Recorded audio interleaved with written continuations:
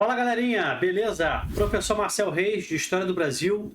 Hoje eu vou falar para vocês um bizu daqueles top. Como gabaritar prova de história da ESA. Sem saber, assim, todo o conteúdo. Saber o mínimo. Dá para fazer? Dá sim. E eu vou te ensinar como. Tá a fim de saber? Cola comigo aí, então que vai começar a nossa aula de história.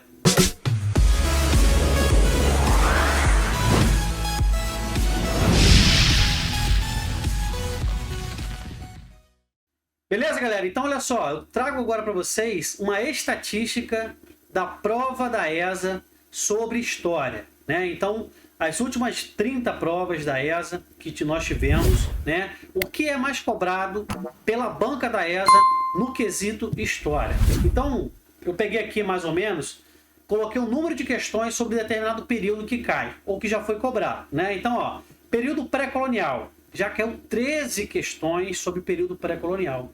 E, galera, o período pré-colonial são só 30 anos. É um período curto, né?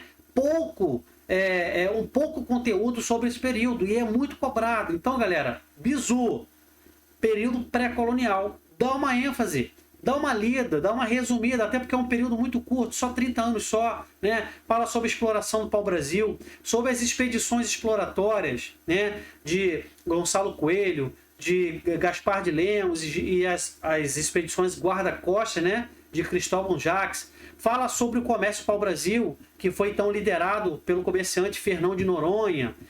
Fala sobre o escambo, a participação da mão de obra indígena. Então, são poucos assuntos relacionados ao período pré-colonial. Cara, mas é muito cobrado. 13 questões. Depois disso, nós temos o período colonial, que é um período muito maior e já caiu 16 questões sobre o período colonial. É a maior quantidade de questão que já caiu na prova da ESA até hoje, tá? 16 questões, 3 a mais do que o período pré-colonial. Período colonial, importante, capitanias hereditárias, né? Governo geral, importantíssimo sobre o governo geral, União Ibérica, interessante, cai bastante também sobre as incursões estrangeiras, tanto a incursão holandesa como as incursões francesas e os saques, né, feitos pelos corsários ingleses. Isso também é bastante cobrado. Depois disso vem o período joanino, né, o período então que a família real portuguesa vem ao Brasil. E aí então já quero 8 questões sobre o período joanino. Importante sobre o período joanino, galera. Os tratados comerciais feitos com a Inglaterra, com a abertura dos portos, os tratados comercial de comércio e navegação, o tratado de aliança e amizade com a Inglaterra, né? Nós temos os conflitos políticos em relação à Revolução do Porto de 1820. Então, esse período joanino também é um período curto, né? E já caíram 8 questões na prova da ESA sobre o período joanino, beleza? Depois vem o primeiro reinado, que é a independência do Brasil, né? Aí você tem o processo de independência do Brasil, a divisão política entre partido português e partido brasileiro, você tem a primeira Constituição de 1824, você tem a Confederação do Equador, a guerra na Cisplatina e a abdicação, né, de Dom Pedro I. Já caíram 6 questões sobre o primeiro reinado. Então vale a pena a gente dar uma passada, dar uma estudada sobre o primeiro reinado. Período regencial, já que eram 6 questões também. Período regencial importante. A regência trina, a regência una, as revoltas no período regencial, cabanagem, Revolução Farroupilha, né? A balaiada, revolta dos malês. Então, são assuntos que são cobrados também, já que eram 6 questões nos últimos concursos. E aí vem, então, o governo pessoal de Dom Pedro II. Vem o golpe da maioridade, vem a tarifa Alves Branco, o Ministério da Conciliação, aí vem a Guerra do Paraguai, a questão Christie, a questão militar, a questão religiosa, o processo de abolição e o processo republicano, né, da proclamação da República. Já caíram 7 questões sobre o segundo reinado.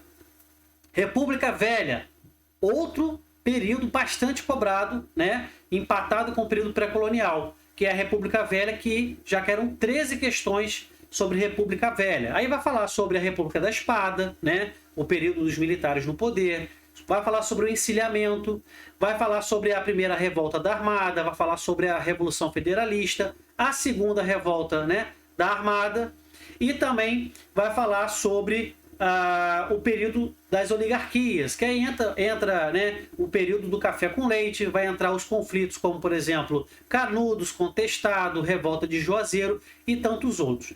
O interessante no período né, da República, principalmente da República Velha, é a questão econômica, bastante cobrado nessas 13 questões que a gente vai fazer, inclusive, né, nas próximas aulas, nós vamos fazer provas anteriores. A gente vai ver que é bastante cobrado sobre economia, sobre o encilhamento, sobre o fundo de Loan, sobre a caixa de estabilização, a caixa de conversão, que são planos econômicos tratados na primeira República. E aí depois vem a Era Vargas, né? Vem a Revolução de 30, o período constitucional do governo Vargas, depois vem o golpe de Estado, né? Com o plano Cohen, e aí vem o Estado Novo. Bastante cobrado nesse período a questão da criação das leis trabalhistas, né?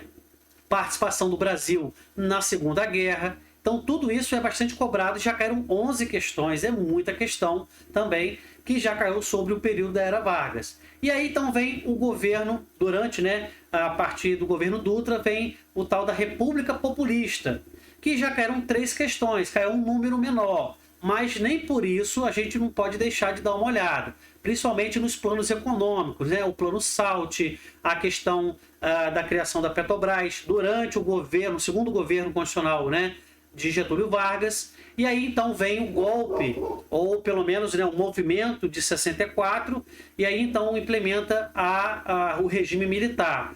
Já caíram 3 questões sobre o regime militar. Assuntos mais cobrados sobre o regime militar, lógico, né? Os atos institucionais, a questão da diminuição dos direitos civis, aí vem o milagre econômico, né? E tantos outros assuntos relacionados ao regime militar. E aí então a nova república, que é a partir da redemocratização de 1985, vem a nova república. Nesse período, galera, é muito importante a gente ficar ligado nos planos econômicos. Plano Cruzado 2, Plano Verão, Plano Collor, Plano Real, Plano Bresser, e não são bastante cobrados, principalmente essas 5 questões que caíram sobre Nova República, os mais cobrados são planos econômicos, beleza? Eu vou trazer para você aqui agora, galera, 2 questões da prova da ESA anteriores, para você ver como que a gente consegue matar a questão por a gente ter um conhecimento mínimo, e a gente vai eliminando aquelas opções mais absurdas, né? Aquelas opções que não tem nada a ver com a questão. ESA 2012, olha só essa questão. As expedições portuguesas nas 2 primeiras décadas do século XVI, ou seja, 2 primeiras décadas, 20 anos, né?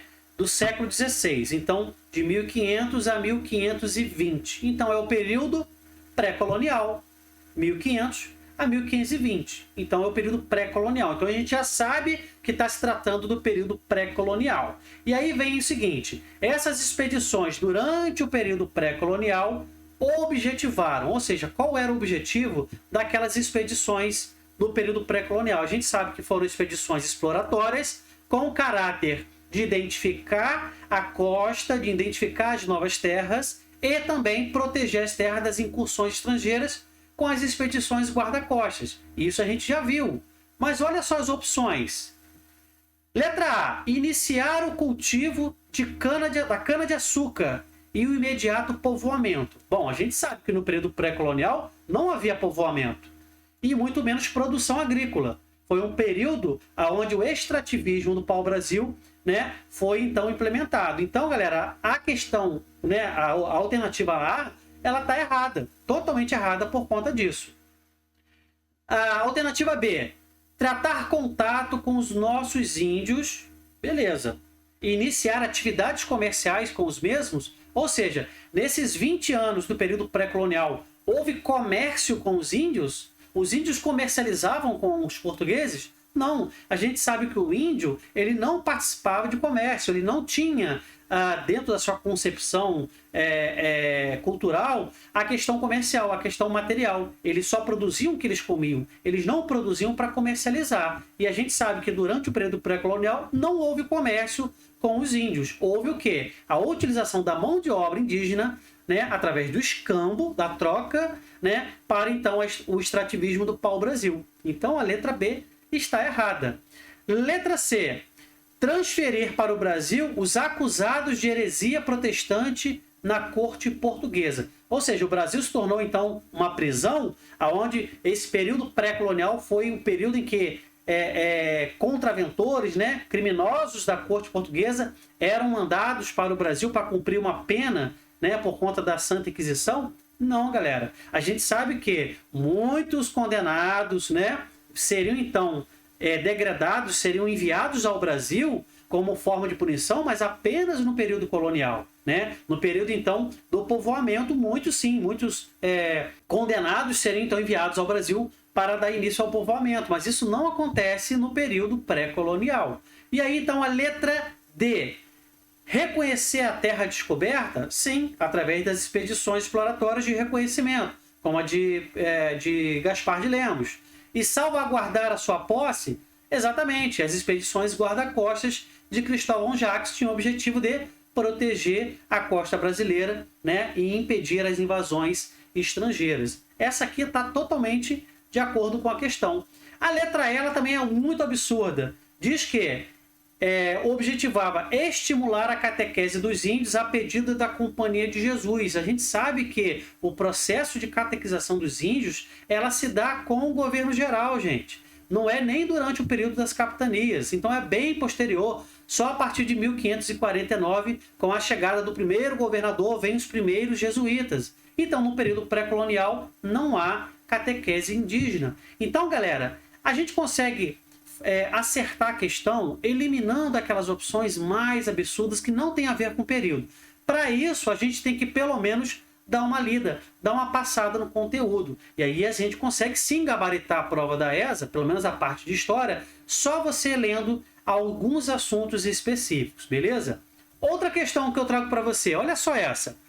Prova da ESA de 2010.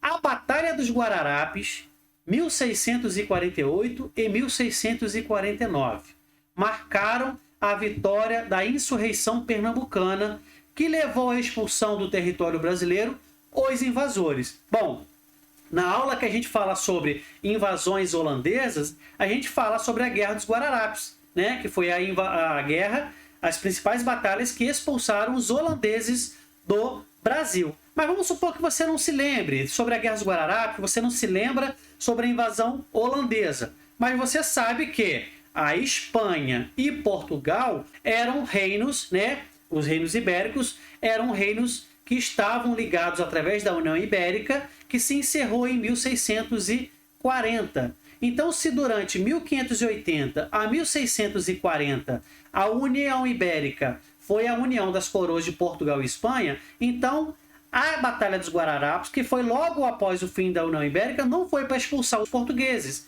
Então a letra E e a letra D você já elimina.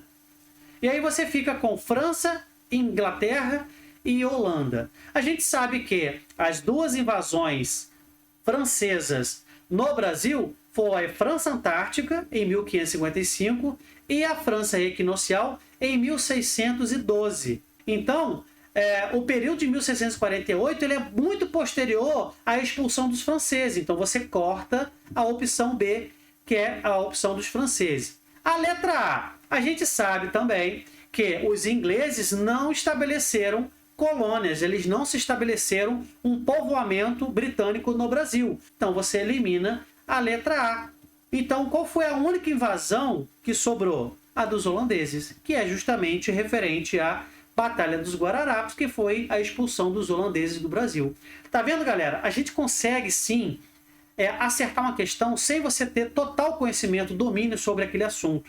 Basta você fazer uma leitura dinâmica, abordando os principais assuntos. Por isso que o canal História Bisurada está aqui para te ajudar. As minhas aulas são aulas curtas, voltadas aos aspectos mais cobrados na prova. E aí a gente sempre faz provas anteriores para a gente poder, né, maximizar o nosso conteúdo, maximizar a nossa compreensão.